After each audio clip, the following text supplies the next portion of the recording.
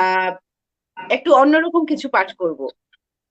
সঞ্চালিকা যিনি আছেন অনামিকা ব্যানার্জি, তাকে বলছি যে যেহেতু আমাদের আন্তর্জাতিক মাতৃভাষা দিবস ঘিরে এটা অনুষ্ঠানটা আয়োজন করা হয়েছে, এবং ভাষা দিবসের কবিতাই আমরা কণ্ঠে নিচ্ছি, ভাষা দিবস ঘিরেই কিন্তু কথাবার্তা হচ্ছে।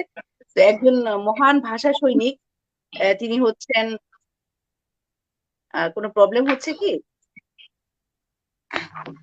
হ্যালো, হ্যাঁ, তিনি হচ্ছেন আমাদের জাতীয় জাতীয় ডক্টর রফিকুল ইসলাম।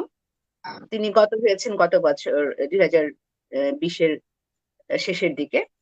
তো তার অনেকবার সাক্ষাৎকার নেওয়া হয়েছিল। তিনি কিন্তু আহ একজন অনেক বড় একজন ভাষা সৈনিক ছিলেন, এবং ডক্টর নজরুল বিশেষজ্ঞ, বাংলাদেশের প্রথম নজরুল বিশেষজ্ঞ, বাংলা একাডেমির সভাপতিও ছিলেন তিনি। বাংলা একাডেমির সভাপতি থাকা অবস্থায় তিনি গত বছর পরলোক গমন করেন। তো আমি খুব কাছে থেকে তার সাথে আমার অনেকবার কথা হয়েছে। তাকে কিছু প্রশ্ন করার আমার সৌভাগ্য হয়েছিল বেশ কয়েকবারই।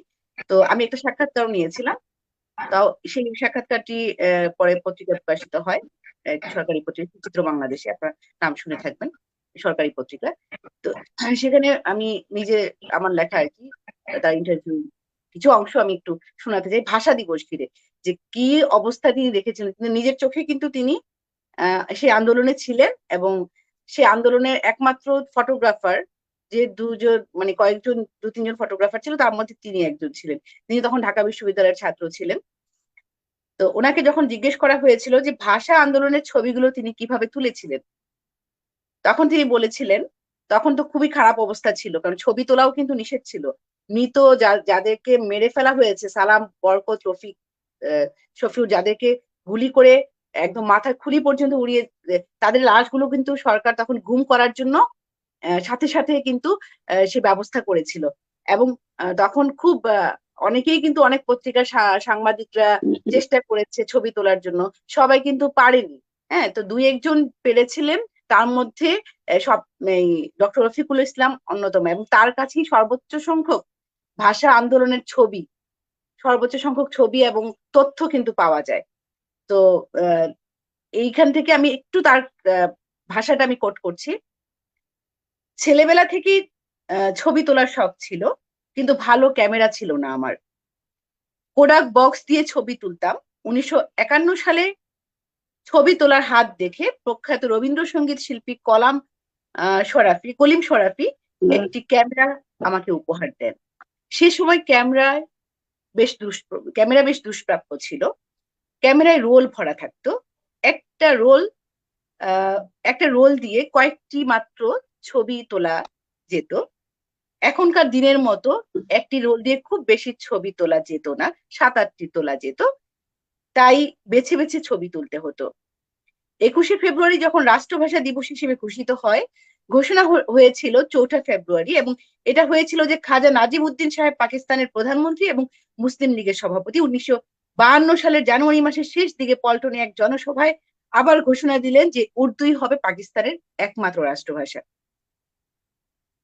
21শে ফেব্রুয়ারি রাষ্ট্রভাষা দিবস, রফিকুল ইসলাম বলেন, 21 তারিখ বাজেট অধিবেশন বসবে, আমরা পরিকল্পনা করি সেখানে গিয়ে স্মারকলিপি পেশ করব যে আপনারা পাকিস্তান সরকারের কাছে, পাকিস্তান গণপরিষদের কাছে এই প্রস্তাব পাশ করেন যেন বাংলাকে পাকিস্তানের অন্যতম রাষ্ট্রভাষা করা হয়। তখন নুরুল আমিন সরকার ক্ষমতায়। নুরুল আমিন সরকার ভীত সন্ত্রস্ত হয়ে 20 তারিখ 144 ধারা জারি করেন। আমরা ঢাকা বিশ্ববিদ্যালয়ের ছাত্ররা তখনই স্বতঃস্ফূর্তভাবে সিদ্ধান্ত নিলাম আগামীকাল 144 ধারা ভঙ্গ করব। 144 ধারা মানে 5 জনের বেশি লোক একত্রিত হতে পারবে না, সভা, শোভাযাত্রা সবকিছু নিষিদ্ধ। 144 ধারা ভঙ্গের বিষয়ে তৎকালীন কোন রাজনৈতিক দল সিদ্ধান্তে আসতে পারলেন না। 21 তারিখ সকালবেলা আমতলায় যখন সভা শুরু হলো, তখন আমার হাতে একটি ক্যামেরা ছিল। ওই ক্যামেরাটাই, তাতে একটি রোল ছিল, আর আমার পকেটে একটা রোল ছিল। মোট 16টি ছবি আমি নিতে পারি। সভা শুরু হলো গাজীউল হক সাহেবের সভাপতিত্বে। সেখানে কেন্দ্রীয় সংগ্রাম পরিষদ থেকে আওয়ামী লীগের সাধারণ সম্পাদক শামসুল হক সাহেব বলেন, 144 ধারা একটু আর 2 মিনিটের মধ্যে শেষ হয়ে যাবে। এটা খুবই তাৎপর্য, মানে একদম যেটা মানে যখন একদম ঘটনাটা ঘটে উনি প্রত্যক্ষদর্শী, কিন্তু সেইটা আসলে এই প্রজন্মের মানুষের শোনা উচিত। আমাদের সকলেরই একটু যদি আমরা চিন্তা করতে পারি বা শুনতে পারি সরাসরি, আমরা সেই দৃশ্যটা কিন্তু আমাদের চোখের সামনে ভেসে উঠে, আমরা উপলব্ধি করতে পারি। 144 ধারা ভঙ্গ না করে যেন শান্তিপূর্ণভাবে আন্দোলন চালিয়ে নেওয়া হয়, তিনি যুক্তি দিলেন আসন্ন মার্চ বা এপ্রিল মাসে পূর্ব বাংলার আইনসভা নির্বাচন নুরুল আমিন সরকার বাতিল করে দিতে পারেন। তখন ক্যামেরাটা আমার যায়, দুঃখিত, সভায় সিদ্ধান্ত হলো 144 ধারা ভঙ্গ করার। আমার সামনে তখন দুইটা পথ খোলা ছিল, এক হচ্ছে 10 জন করে তাদের সঙ্গে গিয়ে গ্রেফতার হওয়া, নয়তোবা ক্যামেরা নিয়ে পেছনে অপর প্রান্তে গিয়ে আন্দোলনের ছবি তোলা। তখন আমি ঠিক করলাম যে আমি ছবি তুলবো। ছবি তোলার জন্য পুরাতন কলা ভবনের ছাদে উঠে গেলাম। ছাদে উঠতে গিয়ে বিপদ হলো যে ছাদে উঠার কোনো সিঁড়ি ছিল না। ছাদে ওঠার শুধুমাত্র একটা ফোকর ছিল। আমার বন্ধুরা আমাকে ঠেলে ছাদে তুলে দিল। আমি ছাদের উপর থেকে পুরনো কলা ভবনের সামনে সভার ও শোভাযাত্রার বেশ কিছু ছবি তুলতে পারলাম। কিন্তু ফিল্ম এত কম ছিল যে আমাকে খুব সতর্কভাবে ছবি তুলতে হচ্ছিল। তবে ভাগ্য ভালো যে কোনো ছবি নষ্ট হয়নি। এমন সময় দুঃখিত, এমন সময় কাজী মোহাম্মদ ইদ্রিস, একজন সাংবাদিক, তিনি সরকারের তথ্য দপ্তরের কাজ করতেন, তিনি এসে আমাদের বললেন, আপনারা কি ছবি তুলতে চান এই লাশের?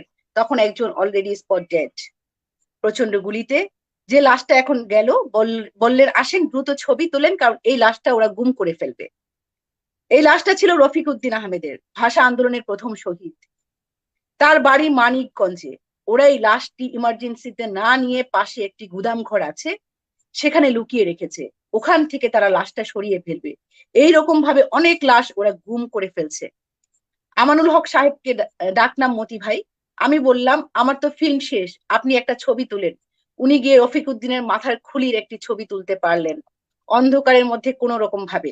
ভাষা আন্দোলনের প্রথম শহীদ রফিক উদ্দিনের ছবিটা সৌভাগ্যক্রমে আমান সাহেব তুলতে পারলেন, কিন্তু আমি পারলাম না। আমার হাতে ক্যামেরা ছিল, আমি পরে আরো বেশ কিছু ছবি তুললাম, কিন্তু প্রথম শহীদের রফিকের ছবিটা তুলেছিলেন আমান সাহেব। বিপদ আরো আছে। এই ছবি যে তুললাম আমরা আমরা আমি জানি যে আমার বাসায় রেড হবে। তো আমি সচিবালয়ের পেছনে তখন অবাঙালিদের একটি স্টুডিও ছিল, যার নাম জাইদিজ, জাইদিজ নামে একটা একটা স্টুডিও ছিল সেখানে। সেখানে আমি ফিল্ম দুটো ডেভেলপ করার জন্য রেখে এলাম। আমি কিছু বললাম না কিসের ছবি, কারণ ওরা অবাঙালি ছিল। বাসায় আসার সাথে সাথে আইইবি থেকে দুটো লোক এসে হাজির, বলে আপনি ছবি তুলেছেন। আমি বললাম না, আমি ছবি তুলবো কোথা থেকে, আমার তো ফিল্মই ছিল না। বলে আপনার ক্যামেরা ছিল সঙ্গে। বললাম ক্যামেরা ছিল, ফিল্ম ছাড়া ক্যামেরা কি ছবি ওঠে? আমি ক্যামেরা দিয়ে দিলাম, যে দেখেন। তো ওরা ক্যামেরা খুলে দেখলো ভেতরে কোনো ফিল্ম নেই। আরো অনেক কাহিনী আছে, সবটা পড়া সম্ভব না। তো এই ছিল একজন ভাষা শহীদ, প্রত্যক্ষদর্শী, ডক্টর রফিকুল ইসলাম, যিনি ঢাকা বিশ্ববিদ্যালয়ের অধ্যাপক ছিলেন, ডিন ছিলেন, এবং পরবর্তীতে বাংলা একাডেমির ডিজি এবং চেয়ারম্যানও ছিলেন। গত বছরের শেষ দিকে তিনি মৃত্যুবরণ করেন। তার কাছ থেকে ভাষা আন্তর্জাতিক দুঃখিত ভাষা দিবসের এবং ভাষা আন্দোলনের অনেক তথ্য যতটুকু সম্ভব আমরা শুনেছিলাম। তার কিছু অংশ আমি আপনাদেরকে একটু শোনাতে পেরেছি। এর বাইরেও আরো অনেক তথ্য আছে। এটা পুরো পাঠ করতে গেলে আজকে আসলে প্রোগ্রাম তো আমাদের 4 জনকে নিয়ে, 3 জনকে নিয়ে। তো এটুকু আমি একটু শোনালাম আর ভালো কি, যে এর বাইরেও আসলে আরো অনেক কাহিনী আছে, সেই সময়ের যে ইতিহাস কিভাবে তারা আসলে যখন আপনারা রিস্ক নিয়ে ছবি তুলেছিলেন। তাদের জীবনে কিন্তু রিস্ক ছিল, যারা ছবিও কিন্তু তুলতে পারেনি সাংবাদিকরা খুব বেশি। সাথে সাথে কিন্তু মানে অনেক মানুষই কিন্তু মারা গিয়েছে, শুধু কয়েকটা নাম আমরা জানি বলে সেগুলো আমরা বলছি। কিন্তু এখানে কিন্তু অনেক নাম না জানা মানুষ সেদিন ভাষা আন্দোলনে মারা গিয়েছে, এবং সবার ছবিও তুলতে পারেনি, সবার পরিচয় জানানি, কারণ লাশ তখন গুম করে ফেলেছে। সাথে সাথে কিন্তু লাশগুলো গুম করে ফেলা হয়েছে। কিছু লাশ পেয়েছিল সাংবাদিকরা। আমাকে দেখাচ্ছে। খুব খুব ভালো লাগলো আপনি সেই সময়ের ইতিহাসকে হ্যাঁ, আমাদের সামনে তুলে ধরলেন। আমরা খুব যেমন সুন্দর। আবৃত্তি, সেই হ্যাঁ, সময়ের বাংলাদেশের যে ইতিহাস সেটা আমরা চোখের সামনে যেমন জল জল করে দেখতে পাচ্ছি, আপনি যখন এটা পাঠ করছেন